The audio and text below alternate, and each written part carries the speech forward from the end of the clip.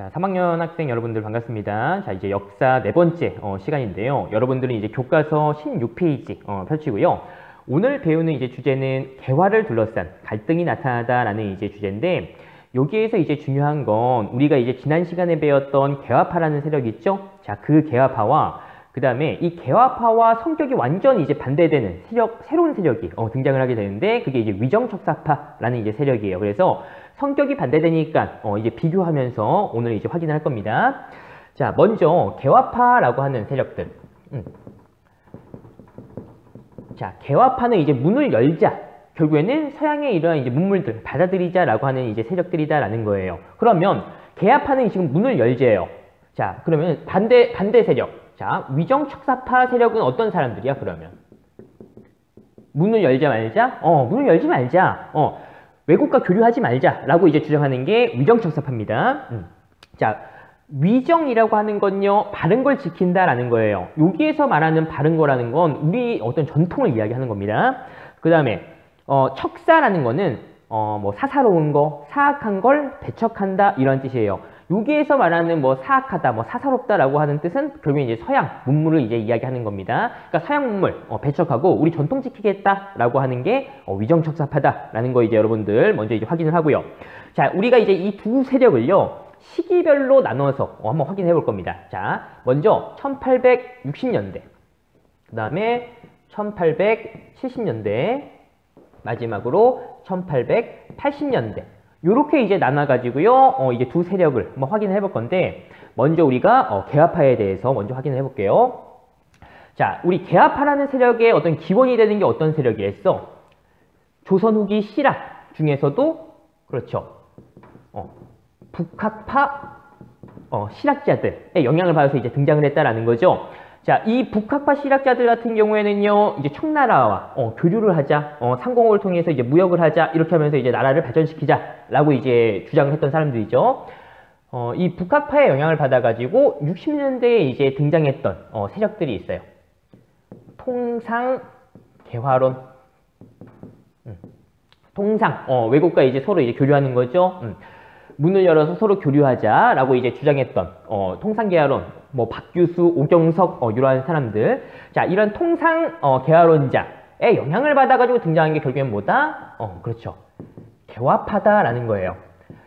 자, 통상개화론 같은 경우에는 60년대부터 이제 등장을 했다면, 개화파는 여기 이제 80년대를 전후로 해서 이제 개화파가 등장했다라는 겁니다. 그거 여러분들 이제 기억을 해두고요. 그런데 이러한 개화파들이 의견이 둘로 이제 나눠져요. 자, 문을 열자라고 하잖아. 근데 어떤 사람들은요, 문을 조금 열자. 어떤 사람들은 문을 완전히 다 열어서 모든 걸 다 받아들이자. 이렇게 이제 의견이 이제 갈라진다라는 겁니다. 그래서 개화파가 이렇게 두 개로 쪼개져요. 자, 먼저 하나는 온건개화파. 자, 또 하나는 급진개화파. 온건개화파는 이제 조금 열자. 문을, 급진개화파는 문을 다 열어버리자. 모든 거 다 받아들이자. 이렇게 주장을 하는 건데, 대표적으로 온건개화파의 이제 대표적인 인물이 누구냐면요, 뭐 김홍집, 뭐 김윤식, 이러한 사람들이 이제 온건개화파의 이제 어떤 이제 대표적인 인물이고요. 그 다음에 급진파 같은 경우에는 뭐 김옥균, 뭐 박영효, 이러한 사람들이 이제 급진파의 이제 대표적인 인물이다라는 거예요. 자, 근데 결국에는 온건파든 급진파든 먼저 이제 개화 정책을 추진했던 이제 다른 나라들한테 그 모델로 해서 우리도 이 나라처럼 똑같이 좀 해보자라고 이제 주장을 한단 말이에요. 자, 온건파는 누구를 우리가 이제 좀 배우자라고 주장을 하냐면 중국 청나라를 배워오자라고 이제 이야기해요. 자, 청나라 같은 경우에는 1861년에 양무운동이라는 운동을 이제 펼치게 되는데요. 이게 무엇이냐면, 이거 양무운동 전에 이 청나라가 영국과 이제 전쟁을 해요. 뭐 우리가 흔히 아편전쟁이라고도 얘기하는데, 거기에서 청나라가 큰 피해를 입어요. 그때 이제 청나라가 느낀 거예요. 아, 서양의 이런 이제 근대식 무기들이 엄청 너무 좋다, 너무 발전돼 있다, 우리도 이제 서양의 기술을 좀 받아들이자라고 이제 하면서 이제 등장을 했던 게 양무운동이에요. 그러면서 양무운동을 하면서 이제 내세웠던 이제 타이틀이 무엇이냐면 동도서기 라는 걸 내세워요. 자, 동양의 도화, 서양의 기술이라는 뜻이야. 그러니까 정신은 동양의 것, 우리 것. 그다음에 서양은 기술만, 발달된 어떤 기술만 받아들이자라고 주장을 했던 게 청나라의 양모운동이고요. 청나라의 양모운동처럼 우리도 하자라고 했던 게 온건개합화다라는 거 기억을 하고요. 급진개합화 같은 경우에는 일본을 본받자라고 얘기했어요.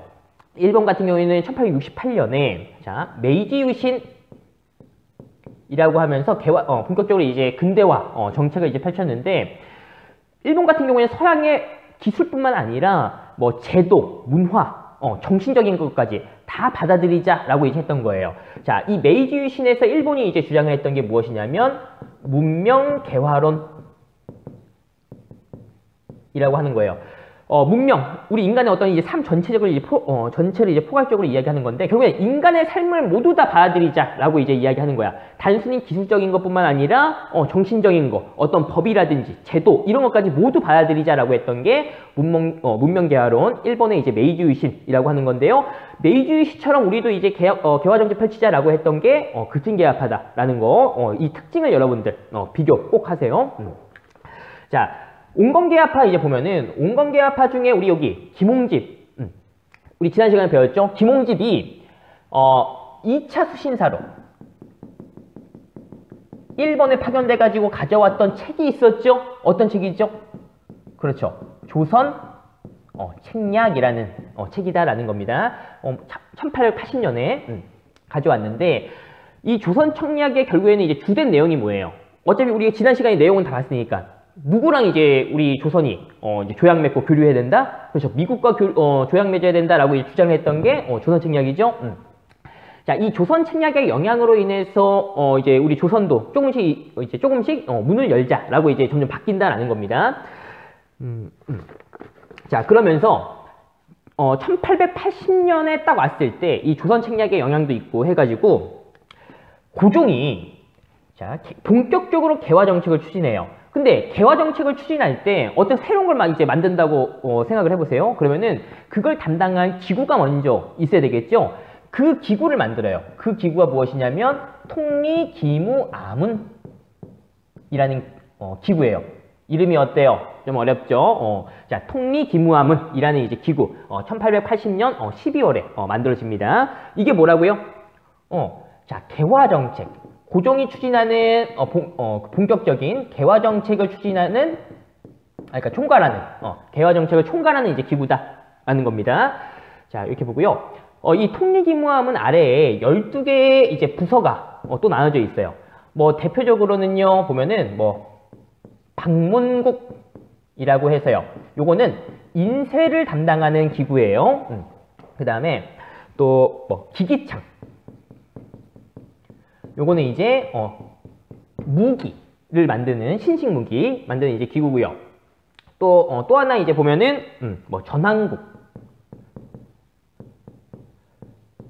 요거는 화폐를 이제 만드는 기구인데 12개의 이제 기구들 중에서 여기 요 세 가지가 제일 잘 나옵니다. 그래서 여러분들이 이제 그 역할과 명칭 이런 걸 좀 기억을 해두면 좋을 것 같고요. 그 다음에 자, 이 통리기무함이 만들어지고 또 이제 고종이 만든 새로운 이제 군대가 있어요. 그게 무엇이냐면 별기군이라는 군대를 만들어요. 결국엔 이거는 새로운 군대, 신식 군대, 서양식 군대다라는 거예요. 자, 그 별기군이라는 새로운 군대를 이제 만들었다라는 거예요. 원래 우리가 조선 전기의 중앙군 하면 어떻게 됐어요? 편성이 5위 이렇게 이제 편성이 됐어요. 그러다가 우리가 이제 임진왜란을 이제 겪고 나서 이제 우리 군사 제도가 5군형 이렇게 이제 바뀌었다가 요때 오면 이 5군형을요 2영 해가지고 2개로 줄여요. 그러니까 5개에서 2개로 이제 군대를 줄여요. 줄인 다음에 새로 만든 게 이제 별기군이라는 이제 기구 그 군대예요. 요거 여러분들 기억을 하고요. 근데 이렇게 고종이 개화 정책을 추진하려고 해요. 근데 새롭게 막 자기가 막 생각해서 자기 아이디어로 막 새로운 개화 정책 추진해서 뭘 새롭게 만들고 이러기가 사실상 어렵잖아. 그러니까 어떻게 해야 돼? 미리 이렇게 근대화를 시작한 이러한 나라들한테 이제 가가지고요. 뭘 배워와가지고 우리한테 적용을 해야 된다라는 거죠. 그래서 고종이 우리 막 이제 조선의 젊은 인재들을요. 외국에 이제 사절단으로 파견을 하는 거예요. 자, 개화 정책을 추진하기 위해서 외국에 사절단을 파견하는데 크게 세 개의 나라의 그 사절단을 파견합니다. 자, 먼저 이전에 우리가 1876년에 강화도 조약하면서 일본과 우리나라 이제 최초의 조약을 맺었죠. 그 다음에 일본에 파견됐던 게 수신사잖아. 수신사. 80년대에 일본에 파견됐던 그 사절단은 뭐라고 얘기하냐면, 자, 조사시찰단이라고 얘기해요. 요거는 일본에 파견된 시찰단. 자, 두 번째는 영선사라고요. 요거는 이제 중국 청나라에 이제 파견한 이제 그 사절단이다라는 겁니다. 특히나 여러분들 이제 조금만 더 이제 깊게 들어가면, 특히 이 청나라에 파견된 영선사 같은 경우에는요, 어느 지역을 갔냐면 청나라의 텐진이라는 지역에 이제 갑니다. 자, 이 텐진 지역에서 청나라가 양무운동할 때 이제 서양식 어떤 근대 무기 막 이런 거 이제 만들고, 뭐 서양식 어떤 이제 신식 군사훈련법 이런 거를 텐진 지역에서 했어요. 그래서 영선사가 텐진 지역에 가서 이런 거 이제 배워오는 거야. 자, 새로운 신식 무기 만드는 기술을 이제 배워왔어요. 그럼 어떻게 돼? 이거를 우리나라에 적용을 해야 되겠죠? 그래서 영선사가 갔다 와서 적용을 한 기구가 있는 거야. 결국은 뭐예요, 이게? 자, 기기창이겠지? 무기 새롭게, 신식 무기 만드는, 이렇게 연결이 되는 거고요. 그 다음에, 우리가 서양 국가와는 어느 나라와 그 조약을 처음으로 맺었어요? 그렇죠. 미국과 이제 조약을 맺었다라는 거지. 자, 그래서 미국에도 그러면 어떻게 되는 거야? 우리 인재 파견한 거야. 사절단. 그 사람들을 뭐라고 하냐면, 보빙사. 지난 시간에 우리 단어는 확인했었죠? 보빙사. 자, 6일준. 잠깐 이제 얘기도 했었고요. 자, 이 보빙사, 미국에 이제 파견했다라는 거예요. 지금 고종이 개화정책을 지금 80년대에 들어와서 본격적으로 추진하기 위해서 지금 통리기무화문이라는 기구를 만들어서 이제 본격적으로 추진하고, 플러스 신식군대, 별기군을 만들었다. 그 다음에 이러한 이제 개화정책을 이제 배워오기 위해서 외국에 이러한 사절단을 보냈다라는 거. 중요합니다, 여러분들. 잘 기억을 하고요. 자, 이렇게 해서 우리가 이제 개화파에 대해서 정리를 좀 해봤고요. 그 다음은 다시 이제 내려와서 위정척사파에 대해서 한번 확인을 해볼게요. 문을 열지 말자. 우리 것을 이제 지키자라고 이제 하는 사람들이잖아. 자, 60년대에 우리 지금 조선에 어떤 일이 일어났는지 잠깐 봐볼게요. 자, 우리 조선 이제 그 주변에 우리 삼면이 바다로 이제 둘러싸여 있잖아요. 주변에 이양선이라는 게 출몰을 했대요. 그러니까 이양선이라는 건 서양의 배인데 증기선이에요. 모양이 이상한 배다라는 거예요. 그러니까 우리나라에 있던 배랑 완전 모양이 다른 거지, 증기선. 막 이렇게 막 엄청 이제 크고요. 막 이제 막 증기 뿜으면서 막 연기 나고, 이제 막 이렇게 배 자체가 약간 어두운 색. 어두운 막 그런 이제 큰 배가 막 우리 막 주변을 막 돌아다닌다고 이제 그러니까 주변을 이제 돌아다니는 겁니다. 우리 그 바다를요. 그러니까 이제 그걸 보니 이제 우리 조선의 이제 백성들은 막 이제 무서워하는 거예요. 이양선이 이제 출몰하고요. 또 우리가 이제 60년대에 보면은 또 병인양요 해가지고 프랑스가 또 쳐들어왔던 그러한 이제 배경이 지금 60년대다라는 거죠. 자, 이러한 상황 속에서 위정척사파는 이제 문을 열지 말자라고 이제 주장하잖아. 그래서 60년대 이 위정척사파들이 주장했던 걸 뭐라고 얘기하냐면 통상 반대 운동이라고 얘기해요. 자, 통상 반대. 외국과 교류하지 말자라고 이제 한다라는 겁니다. 자, 이렇게 이제 보고요. 결국에는 60년대 위정척사파들은 외국과 이제 교류하지 말제. 근데 우리가 60년대에 보면 60년대에 실질적인 권력을 갖고 있던 사람은 누구예요? 고종의 아버지 흥선대원군이죠. 근데 흥선대원군의 대외 정책을 뭐라고 얘기했어요? 통상수교 어떻게 한다? 거부 정책 하지 말자라는 거잖아. 그러니까 지금 위정척사파들이 주장하는 거랑 어때요? 비슷하다, 같다라는 거지. 그러니까 60년대 위정척사파들은 자, 흥선대원군의 어떤 이제 그 대외 정책을 지지했다라는 거예요. 흥선대원군의 그 통상수교 거부 정책을 지지했다. 자, 이때 이제 대표적인 어떤 인물, 그러니까 60년대 위정척사파의 어떤 대표적인 인물이 누구냐라고 하면 뭐 이항로, 기정진 이러한 사람들이 대표적이고, 특히나 이 60년대에 보면은 뭐 이 사람들이 뭘 주장했냐면 척화주전론.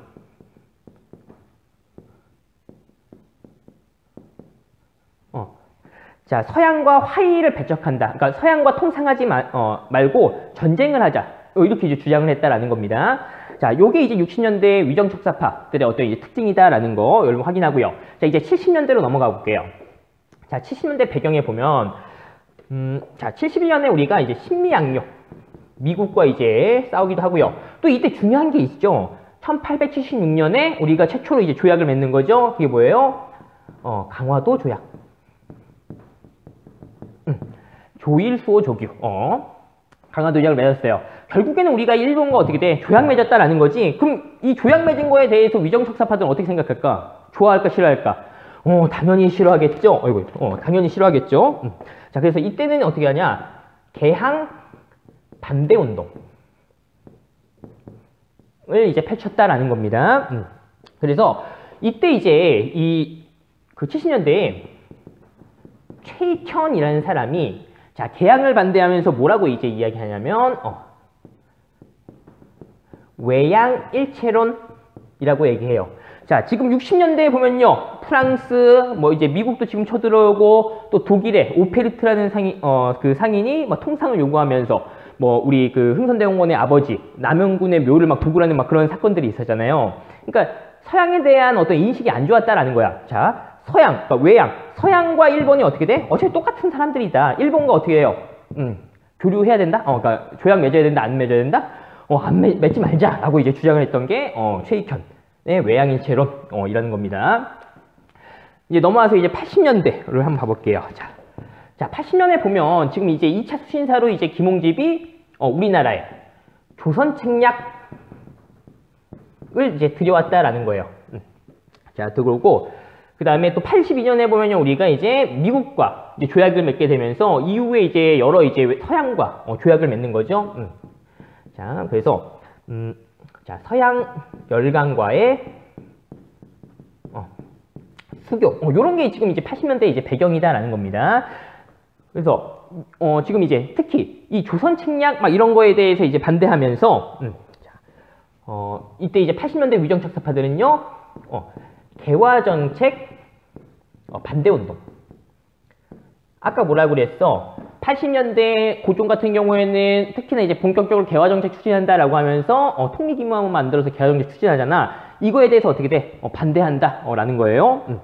그래서 대표적으로 이만손이라는 사람이 대구 사람이야. 자, 이 이만손이라는 사람이 이제 고종 왕에게 상소를 이제 올리는데, 당시에 이제 영남지방, 지금 이제 경상도 지역입니다.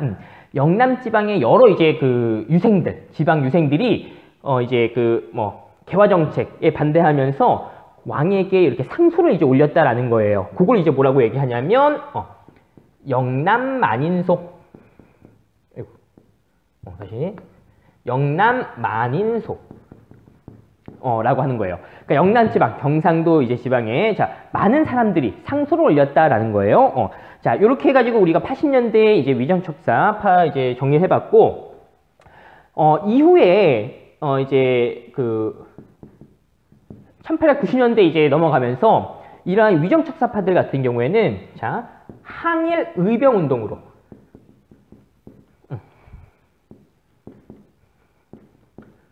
계승된다. 라는 거 여러분 요거는 이제 좀 기억을 해주세요.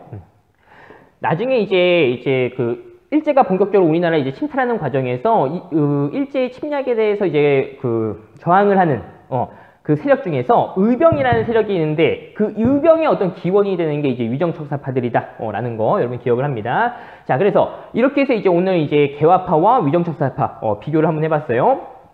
시기별로. 그래서 자, 개화파가 이제 80년대에 들어서 80년대를 전후해서 온건, 급진 이렇게 이제 나눠지고 그리고 보면은 결국에는 온건파와 급진파 중에서 그 고종이 통일기금을 만들어서 정책 추진할 때 많이 등용됐던 사람들이 누구냐면 온건파가 더 많이 등용됐어. 온건파는 문을 조금 열자라고 하는 거고 급진파는 많이 열자라고 이제 하는 사람들이잖아. 그러니까 고종 입장에서도 처음부터 모든 걸 다 그냥 서양처럼 바꾼다라고 하는 건 좀 어렵잖아요. 그러니까 처음에는 용건파가 이제 중앙 정치계에 많이 이제 진출합니다. 근데 중앙 정치계에 있던 급진파 같은 경우에 생각이 어때? 그러니까 온건파가 지금 하고 있는 거, 고종이 지금 개화정책 추진하는 거 마음에 들을까 안 들까? 안 들겠지. 왜? 문을 더 열자고 지금 얘네들은 생각을 하는 거잖아. 그러니까 지금 중앙에서 온건파와 뭐 고종이 지금 개화정책 추진하는 게 마음에 들지 않는다라는 겁니다. 그래서 나중에 이제 급진파가 어떻게 해요? 지금은 이제 단어만 보세요. 정변을 일으켜가지고 권력을 장악을 하려고 하는 거예요. 그게 이제 갑신정변이라고 얘기하고, 요건 이제 뭐 1884년에 정변을 일으켜서 권력을 이제 잡으려고 했다. 그 정도 여러분 이제 확인을 하고요. 자, 그 다음에 이제 위정척사파 내려와서 60년대에는 통상반대, 70년대에는 개항반대, 80년대에는 개화정책에 대해서 반대하는 운동을 펼쳤고, 이후에 이제 90년대 넘어가면 항일 의병운동으로 이런 이제 위정척사파의 어떤 이제 사상이 이제 계승됐다. 라는 거 여러분이 이제 확인하겠습니다. 자, 이렇게 해서 오늘 우리 네 번째 시간 마치도록 하고요. 우리가 이제 다음 시간 이제 5강 있죠? 5강은 여러분들 이제 쌍방향 수업을 이제 한번 해볼 겁니다. 그래서 줌이라는 프로그램을 활용해 가지고요. 실시간으로 이제 그 수업을 한번 해볼게요. 자, 오늘은 여기까지 하겠습니다.